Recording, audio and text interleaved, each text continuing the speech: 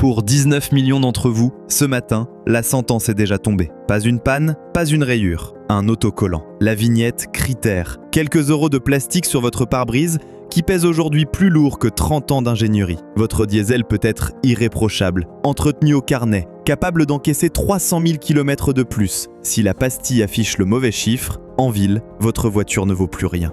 D'abord, posons le décor, parce que les chiffres sont violents. Entre 2012 et 2015, le diesel, c'était 68% des transactions d'occasion en France. 7 ventes sur 10. En 2019, encore 61%. Aujourd'hui, 43%. Et la chute s'accélère. Moins 7% d'immatriculation de diesel d'occasion rien que depuis janvier. Mais le chiffre qui devrait vous faire tiquer, c'est celui-là. Les annonces de diesel ont été quasiment divisées par 2 depuis 2021. L'offre fond. Et les prix baissent quand même. Réfléchissez 2 secondes à ce que ça veut dire. Quand il y a moins de marchandises et que les prix reculent, c'est que la demande meurt plus vite que l'offre. C'est la définition exacte d'un marché qui capitule. Pas qui se tend, pas qui se corrige, qui capitule. Alors allons-y, 10 modèles. Pour chacun, je vous donne ce que disent les relevés d'annonces et les fiches fiabilité et je vous dis où est le piège, parce qu'il y en a presque toujours un. Numéro 1, la Peugeot 508 deuxième génération. La vitrine du savoir-faire français, lancée en 2018 avec les ambitions qu'on connaît. Les annonces sont sans appel. Une 508 SW 2.0 Blue HDI 180 de 2019, 168 000 km à 13 500 € sur le Bon Coin ce mois-ci. Une GT 180 valait 49 150 € neuve, la GT Line 160 plus de 42 000 d'après les tarifs Largus de l'époque. Faites le rapport, autour de moins 70% en 6 ans. 70. Le 1,5 Blue HDI 130, le DV5, fait le gros de l'offre. Mais méfiance, ce bloc-là traîne un défaut de chaîne de distribution documenté au point que PSA a remplacé la chaîne d'origine par une plus costaude. Si vous roulez vraiment, visez le 2.0 Blue HDI, le DW10. Un bloc dont la lignée est documentée pour passer couramment les 250 000 km, certains bien au-delà. Le piège, le système de dépollution. Un diesel qui n'a fait que de la ville, c'est FAP, EGR et AdBlue qui s'encrassent. La cristallisation de l'AdBlue dans le réservoir duré, c'est le grand classique du 2.0. Exigez les factures, vérifiez l'historique de la dépollution. C'est là que se cache la différence entre l'affaire et la galère. Numéro 2, son frère de rampe, le Peugeot 5008-2. Même plateforme, même 2.0 Blue HDI 150, le DW10 FD qui est, de loin, le meilleur choix de la gamme pour avaler de la route. 7 places, sobre, increvable sur autoroute. C'était le véhicule familial type des gens qui font 30 000 km par an, précisément les gens que le marché a décidé de ne plus servir. La décote suit celle de la 508. Un Blue HDI 130 de 2019, moins de 100 000 km, on le trouve autour de 18 500 € aujourd'hui. Une chute du même ordre que sa grande sœur. Pour une famille de grands rouleurs, c'est probablement le meilleur rapport mètre cube par euro du marché actuel. Numéro 3, la Renault Talisman. Alors elle, c'est un cas d'école. Une berline conçue pour les flottes, le confort de roulement parmi les meilleurs de sa catégorie et un échec commercial qui n'a rien à voir avec ses qualités. Les annonces parlent toutes seules. Une Talisman Estate DCI 160 de 2019, 144 000 km à 9 990 € sur le Bon Coin. Même une 2021 de 65 000 km ne dépasse pas 20 000 € aujourd'hui, d'après les annonces Autoscout 24. Mais écoutez-moi bien, parce que sur la Talisman, le choix du moteur n'est pas en détail. C'est tout. Le 2.0 Blue DCI 160 ou 190, c'est le meilleur choix de la gamme. Fiabilité supérieure aux autres blocs, aucune plainte mécanique majeure, prenez. Le 1,6 DCI, lui, turbo fragile parfois avant 50 000 km, pompe à eau capricieuse, EGR, risque de surchauffe. Renault l'a tellement bien compris qu'il a fini par le retirer de la gamme. Fuyez. La même voiture peut être la meilleure affaire de votre vie ou un gouffre, selon 2 lettres sur la carte grise. Voilà pourquoi on lit les annonces jusqu'au bout. Numéro 4. Le Renault Espace 5. Lui, il cumule diesel, donc paria administratif, monospace, donc démodé face au SUV. Double peine commerciale pour un véhicule qui reste, mécaniquement, un TGV de bitume. Relevé Le Bon Coin, 16 490 € pour un espace DCI 160 de 2018, 115 000 km. La même finition haute, l'initiale Paris, partait à 55 700 € neuve fin 2019, d'après l'Argus. Faites le calcul, on est à plus de moins 60% sur un grand monospace que rien, mécaniquement, ne condamne. La mode et la vignette ont fait ce que les pannes n'ont jamais réussi à faire. On est au milieu de la liste, et vous voyez la logique se dessiner. Avant de passer aux allemandes, parce que les 5 qui viennent sont d'un autre calibre encore, une chose. Tout ce que je vous raconte là, les moteurs qui durent, ceux qui lâchent, les kilométrages réels constatés, je l'ai compilé dans un guide. Les diesels indestructibles, 500 000 km et plus. 7,65 € sur heurdelauto.com, rubrique boutique. C'est le fruit de 30 ans de facture. Les blocs qui passent les 500 000, ceux qui font semblant, et les points de contrôle avant d'acheter. Si cette vidéo vous est utile, c'est la suite logique. Et dites-moi en commentaire le kilométrage de votre diesel actuel. Je lis tout, et les compteurs de la communauté valent toutes les statistiques. Reprenons. Numéro 5. La Volkswagen Passat B8, le 2,0 TDI 150, le fameux EA 288. La référence des gros rouleurs. Et ce n'est pas de la nostalgie, c'est de l'arithmétique. Une consommation mixte homologuée à 4,1 litres et autour de 5 litres et demi en usage réel sur un break capable de tracter, d'avaler 1000 km d'une traite et de recommencer le lendemain. Ce 2.0 TDI EA 288, c'est un bloc documenté pour passer les 300 000, voire 400 000 km bien entretenus, rodés par des années de production de masse à travers tout le groupe. La Golf, l'Octavia, la Superbe, le Kodiaq, des millions d'exemplaires qui ont essuyé les plâtres pour vous. Un point, un seul, tenez les vidanges, parce que c'est l'intervalle d'huile rallongé qui fatigue la chaîne, pas le kilométrage. La Passat diesel est aujourd'hui dévaluée pour des raisons qui n'ont plus rien à voir avec elle. Numéro 6. La Skoda Superbe 3. Même plateforme que la Passat. Même 2,0 TDI EA 288.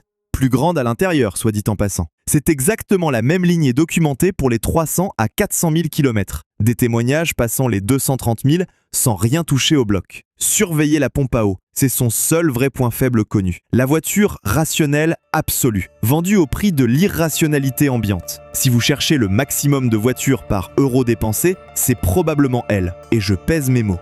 Numéro 7. La Ford Mondeo 4. Exécution rapide, parce que le dossier est simple. Production arrêtée en 2022 à Valence, pas de remplaçante européenne, une cote orpheline. Un 2.0 TDCi Duratorque de 2015, on en trouve à 8 990 € sur Le Bon Coin ce mois-ci, et une 150 chevaux mieux kilométrée tourne autour de 11 500. Ce bloc Duratorque encaisse 250 à 300 000 km bien suivis. Sa seule vraie vigilance étant l'injection au-delà de 100 000. Personne n'en parle, personne n'en veut, et c'est précisément pour ça qu'elle vaut le détour. Une grande routière fantôme, à prix de citadine d'occasion.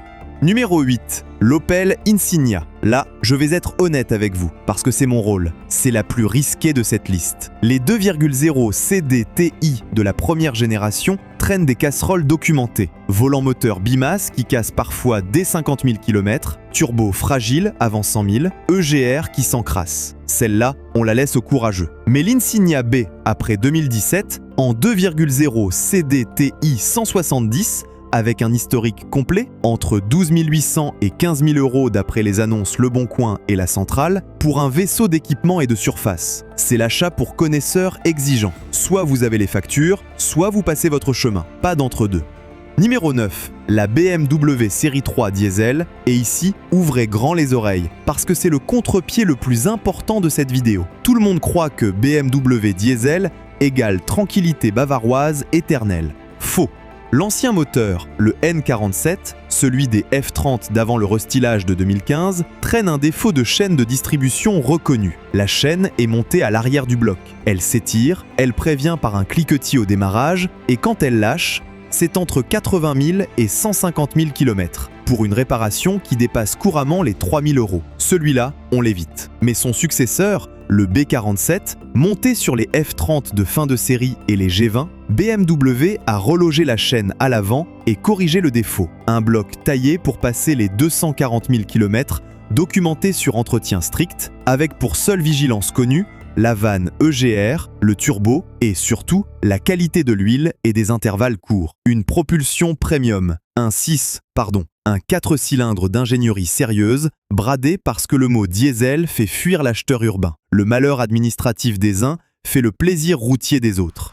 Et le numéro 10, le sommet, la Mercedes classe C 220D, génération W205, mais attention, celle d'après le restylage d'octobre 2018, avec le moteur OM 654 2 litres, pas l'ancien OM 651 2.2. La nuance vaut des milliers d'euros. Sur l'OM 654, le FAP et la vanne EGR s'encrassent nettement moins que sur l'OM 651. Le turbo est moins fragile. Les fiches fiabilité le donnent pour le plus solide de toute la gamme W205, capable des 250 000 km et au-delà sans drame. Je ne vais pas vous mentir, il a un point à surveiller, une usure des culbuteurs côté échappement relevée par l'Argus. Et sans campagne officielle pour la corriger, faites écouter le ralenti à froid. Mais corrigez ça et vous tenez l'un des meilleurs diesels du marché de sa génération. Il est arrivé sur le tard, le marché l'a condamné presque à la naissance. L'ingénieur a gagné la bataille technique au moment précis où le politique perdait la guerre du diesel. Cette voiture-là, dans 10 ans, les connaisseurs se la raconteront comme on se raconte les 300D d'époque qui faisaient le tour du compteur. Voilà les 10. Maintenant, sortez votre kilométrage annuel, le vrai, pas celui que vous racontez à l'assureur. Vous faites plus de 18 à 20 000 km par an, sur route ou autoroute, et vous vivez hors des 4 métropoles à restriction. Le diesel d'occasion est, aux prix actuels, l'achat le plus rationnel du marché. Même avec le gazole à 2,19 €, l'écart de consommation sur une grande routière maintient la rentabilité à partir de ce seuil. Et à modèle équivalent, un diesel d'occasion s'achète déjà 1000 à 2000 € de moins que son homologue essence, d'après Capcar. Et surtout, la décote, ce n'est pas vous qui la subissez, c'est le premier propriétaire qui vient de l'encaisser. La décote d'un diesel court 5 à 10 points plus fort que celle d'une essence équivalente sur 3 ans, toujours d'après Capcar. À ce stade, ce qui reste à perdre est dérisoire face à ce que vous économisez au kilomètre. Achat d'usage, 3 à 5 ans, et la trappe à décote, vous la regardez de l'extérieur. Vous faites moins de 15 000 km par an, ou l'essentiel en ville, n'y touchez pas. Je vais être brutal, ces 10 voitures ne sont pas pour vous. Un diesel moderne qui fait des petits trajets, c'est un FAP qui se colmate, une vanne EGR qui s'encrasse, de l'AdBlue qui cristallise et une facture de dépollution qui finit par tomber. La mécanique la plus endurante du monde ne survit pas à un usage pour lequel elle n'a pas été conçue. Le piège de la décennie, c'est exactement ça. Acheter une affaire qui n'en est une que pour le voisin. Et entre les deux, 15 à 18 000 km, moitié route, moitié ville, la zone grise. Là, ce n'est pas le compteur qui tranche, c'est le profil du trajet. Si votre kilomètre type c'est une nationale fluide ou une voie rapide, le diesel tient debout, le FAP se régénère, tout va bien. Si c'est un rond-point tous les 800 mètres et 3 feux rouges, prenez une essence et n'y pensez plus. Le meilleur bloc du monde ne rattrape jamais un usage qui le détruit. Un dernier signal avant de refermer le dossier, et pas des moindres. Pendant que le particulier fuit, les professionnels, eux, sont revenus à l'achat. L'Express le notait en février. Les marchands constatent un regain d'intérêt net pour le diesel d'occasion, abordable, bien équipé,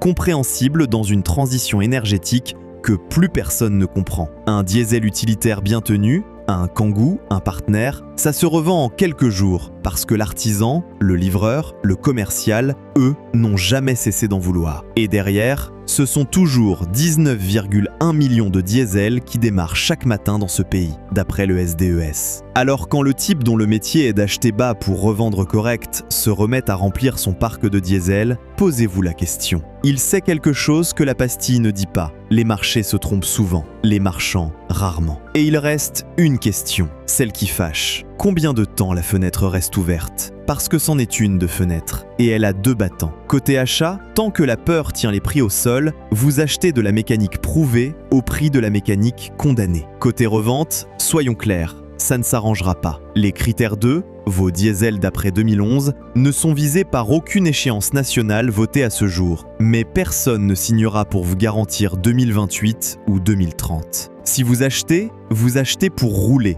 pas pour revendre. Celui qui espère une remontée de cote spécule contre l'État, la Commission et le Conseil constitutionnel réunis. Je ne connais pas de pari plus déséquilibré. Quant à celui qui doit vendre son diesel maintenant, il encaisse, seul, une dépréciation décidée pour la qualité de l'air des centres-villes que personne ne mesure puisque personne ne verbalise.